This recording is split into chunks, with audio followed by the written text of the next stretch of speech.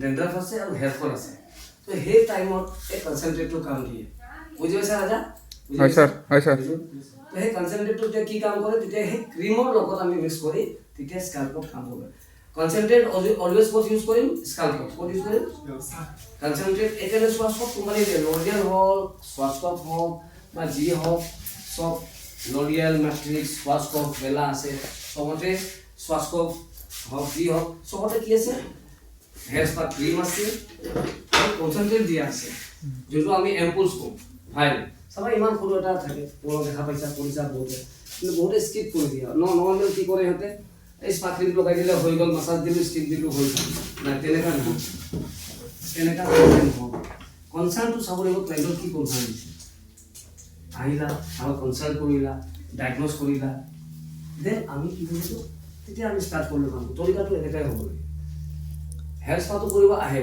সঁচা কথা কিন্তু হেয়াৰ স্পা কি প্ৰব্লেম লৈ আহিছে তাই মানে চুলি কৰি আছে হেয়াৰ ফল আছে বা ডেন্ড্ৰাফ আছে তোমাৰ ল'ৰাই হওক বা ছোৱালীয়ে হওক তোমাক ধৰি লোৱা মই ছোৱালীটো চালোঁ তো তুমি হেয়াৰ স্পা কৰিবা এক্সপাৰ্টটো আমি হয় ন চুলিৰ এক্সপাৰ্ট কোন হয় আমি শিকি আছোঁ তোমালোকে শিকি আছা তো কি কৰিবা চুলিটো তোমালোকে চালা হেয়াৰ স্পাটো কৰিব যদি তোমাৰ দেখা পোৱা যদি তাৰ বহুত ডেন্ড্ৰাফ আছে বা হেয়াৰ লছ হৈ আছে তো তাৰ কাৰণে কি হয় আমাৰ ক্ৰীম বাথৰ লগতে বা লৰিয়েল হওক মই আকৌ নাম কৈছোঁ ব্ৰেণ্ডৰ নাম কৈছোঁ লৰিয়েল মেট্ৰিক্স স্বাস্থ্য মেলা চবতে কি থাকে এটা ক্ৰীম থাকে লগত কি থাকে কনচেনট্ৰেট থাকে কি থাকে সৰু কনচেনট্ৰেট ভাইল থাকে ঠিক আছে সেইটো দিলেহে কি হয় আমাক তেতিয়া আমাৰ স্কাল্পটো ক্লিন হয় বা যা প্ৰব্লেম থাকে ডেন্ড্ৰাফৰ বা হেয়াৰ ফল এইটো কণ্ট্ৰল হয় ডেন্ড্ৰাফ আৰু হেয়াৰ ফলটো কি হয় কণ্ট্ৰল হয় আমি ৰখাব নোৱাৰোঁ ইট কামছ ইট গোজ ঠিক আছে ডিটেইলত আমাৰ পিছত চাম তো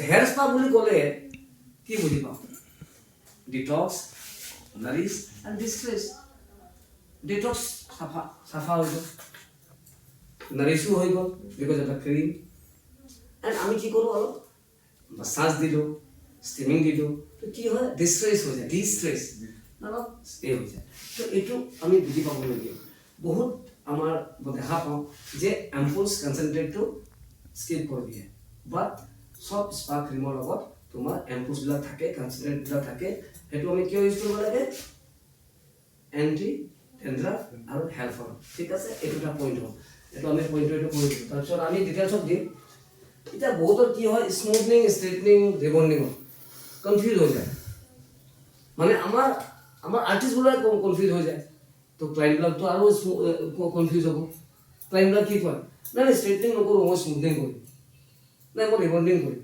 কিয় ভাই এইটো কিয় মানে মিছকনচেপশ্যন চলি আছে তো কোনে বুজাব আমি বিকজ তিনিটা নাম বেলেগ বেলেগ আছে স্মুথনিং ষ্ট্ৰেইটনিং এণ্ড ৰিবন্ডিং তিনিটা নাম বেলেগ বেলেগ আছে নে নাই আছে ন তিনিটা নাম বেলেগ বেলেগ তো তিনিটাতো ৰিজাল্ট এফেক্ট বেলেগ বেলেগ আহিব ন তো সেইটো যেতিয়া আমি ক্লিয়াৰ নহ'ম বা তোমালোককতো এইটো দিয়া গৈছে ক্লাছ তোমালোকে পুৰণা বিলাক নতুন বিলাক হয় নহয় তো আমি কেনেকৈ এইটো বুজাব পাৰিম ফাৰ্ষ্ট অফ অল আমাক ক্লিয়াৰ হ'ব লাগিব what is smoothening what is rebonding, what is straightening? But we are using the same brand, L'Oreal, Swasco, Vela.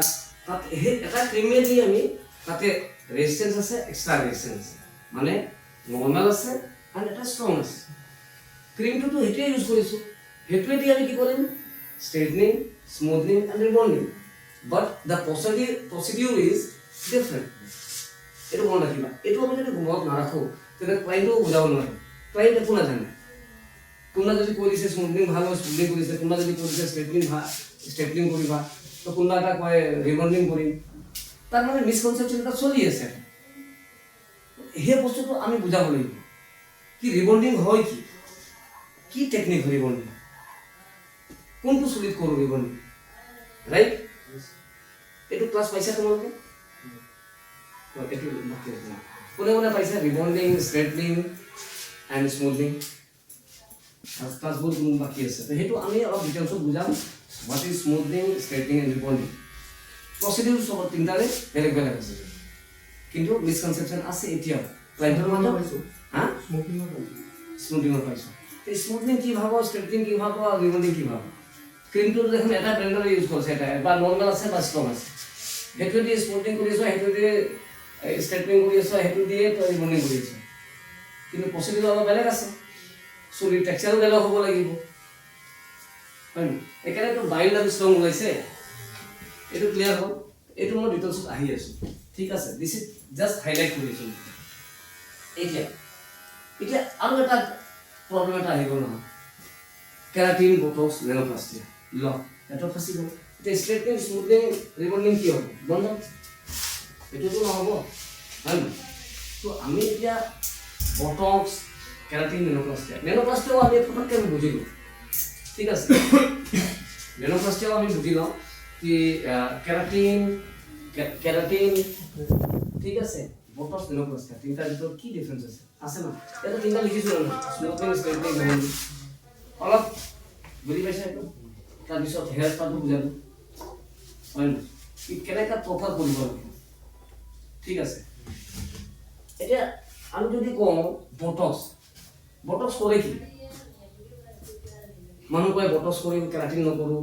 নাই, বেলেগ চুলি, বেলেগ টেক্সচাৰত এই ট্ৰিটমেণ্টবোৰ খাব। আমি তাৰ কাৰণে এনালাইজ কৰি হেয়াৰ এনালাইজিং কৰিব লাগিব। কি কৰিব লাগিব? Hair analyse. ক্লাইণ্টে ক'ব, কাষ্টমাৰে ক'ব মোক বটক্স লাগে, মোক কেৰাটিন লাগে, মোক নেনোপ্লাস্টিয়া লাগে।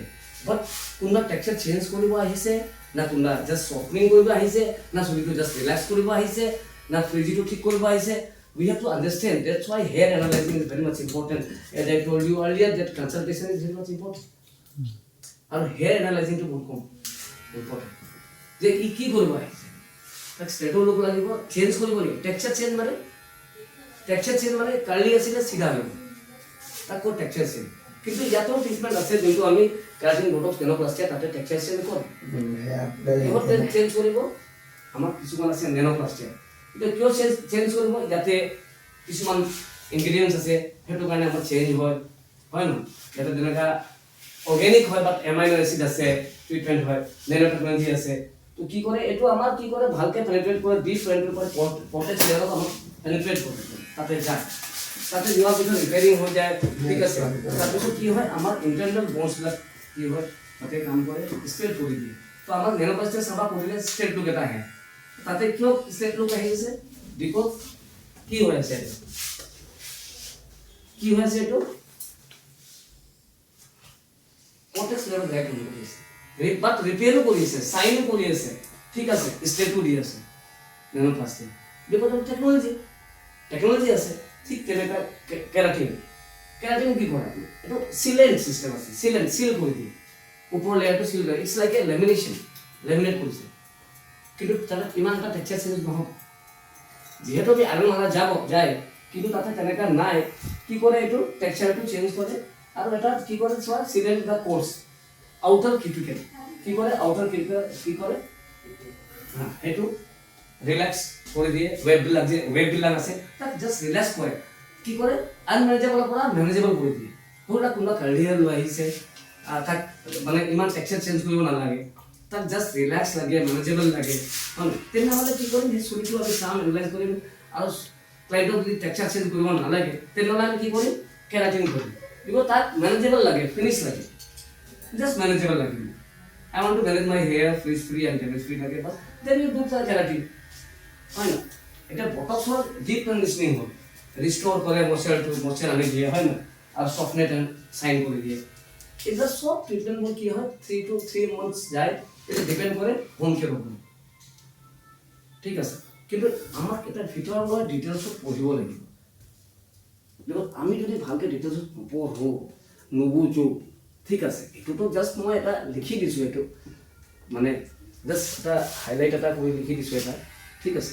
কিন্তু এইটো ভালকৈ আমি বুজি পাব লাগিব। যদি আমি বুজি নাপাওঁ, তেনেহ'লে আমি ভালকৈ এনালাইজ কৰিব নোৱাৰিম, কনচাল্ট কৰিব লাগিব, ডায়েগন'জ কৰিব লাগিব, তাৰপিছত আমি ট্ৰিটমেণ্টটো কৰিব লাগিব। সেই ভুল হৈ আছে, তাৰমানে এটা গেপ এটা হৈ আছে ক্লাইণ্টৰ আৰু হেড আৰ্টিষ্টৰ ভিতৰত। সেইকাৰণে আমি স্কুলত কিয় আহিছোঁ, এইটো বুজি পাব লাগিব।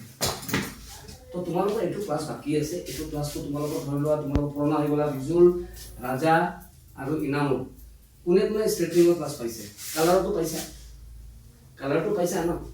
কালাৰত যেনেকুৱা, কালাৰত কি হয় তুমি জানা? তোমালোকে যেতিয়ালৈ আমি বেছিক নিশিকোঁ, যেতিয়া নাজানো, লাইক বেছিক নাম্বাৰিং চিষ্টেম হওক, ৰিফ্লেকশ্যন হওক, হয় নহয়, আণ্ডাৰ কোড, হয় নহয়, আণ্ডাৰ কোড যদি আমি নাজানো আমি কেতিয়াও কালাৰ কৰিব নোৱাৰিম,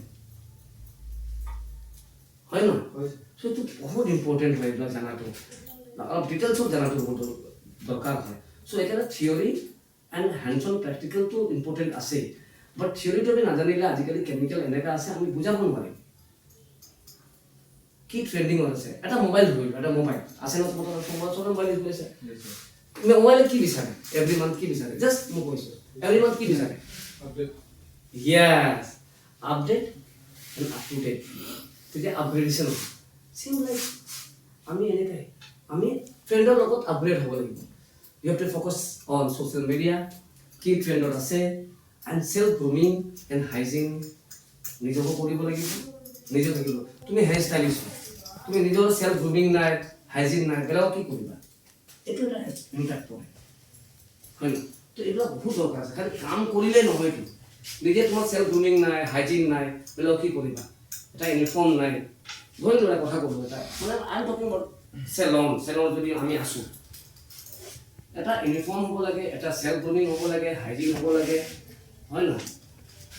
এইটো বহুত ইম্পৰ্টেণ্ট। নিজকে যেতিয়া চেল্ফ গ্ৰুমিং আৰু হাইজিন কৰিব নোৱাৰা তেনেহ'লে বেলেগক কি কৰিবা। তো দিজ আৰ দ্য পইণ্ট মই ভাবিছোঁ যে বহুত ভাল লাগিছে। বুজি পাইছা না, এইটো কিমান ইম্পৰ্টেণ্ট হয়। এটা মেচিন চলালে এটা ডিগ্ৰী লাগে, ইয়াতে দেখা এটা বনোৱা আছে ডিগ্ৰী, কিয় বনোৱা হৈছে, দেৰ ইজ চায়েন্স, চব বস্তুৰ এটা পিছত টেকন'লজি আছে, চায়েন্স আছে।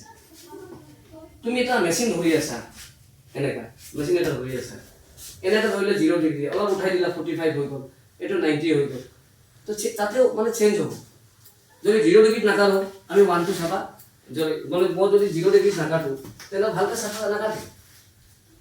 মই যদি আৰু মেচিনটো অলপ উঠাই দিওঁ 45 ডিগ্ৰী, তো চাফা তুমি ভালকৈ নিমিলিব, মানে টেষ্ট ৰিজাল্ট আহিলে। তো চব বস্তু ডিগ্ৰী আছে। তো sectioning and degree is very much important. আৰু তাৰ আগত আমি কথা পাতিলে এই লেকচাৰটো তোমালোকক ভাল লাগিছে মোক চাগে, আৰু বহুতে ক্লাছ কৰিছে আৰু বহুতে নাই কৰা, বহুত নতুন কেইটা সেইকেইটা ঠিক আছে, সেইটো অলপ যেটা পোৱা নাই এইবিলাক ভালকৈ তোমালোকক ক্লাছটো ক্লিয়াৰ কৰিব লাগিব। বহুতৰ কনচেপ্টটো ক্লিয়াৰ নাই, হয় নি, হেয়াৰ স্পাটো পাইছা, হেয়াৰ স্পা পাইছা, স্মুথিং ষ্ট্ৰেইটনিং ৰিমুভিং পাইছা, তুমি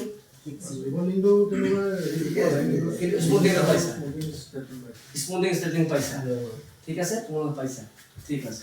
কেৰাটিন প্লাষ্টিক পাইছা, কি পাইছা,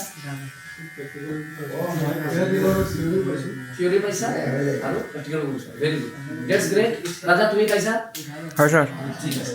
তো এইবিলাক পালে থিয়ৰীটো ভালকৈ বুজিবা আৰু প্ৰেক্টিকেলটো যিমান কৰিবা ইমানে হাতটো ক্লিয়াৰ হ'ব। আৰু থেংক ইউ ভেৰি মাছ, লম্বা নকৰোঁ, মই দীঘলীয়া নকৰোঁ, থেংক ইউ ভেৰি মাছ। ঠিক আছে, ভাল লাগিছে, ঠিক আছে, থেংক ইউ।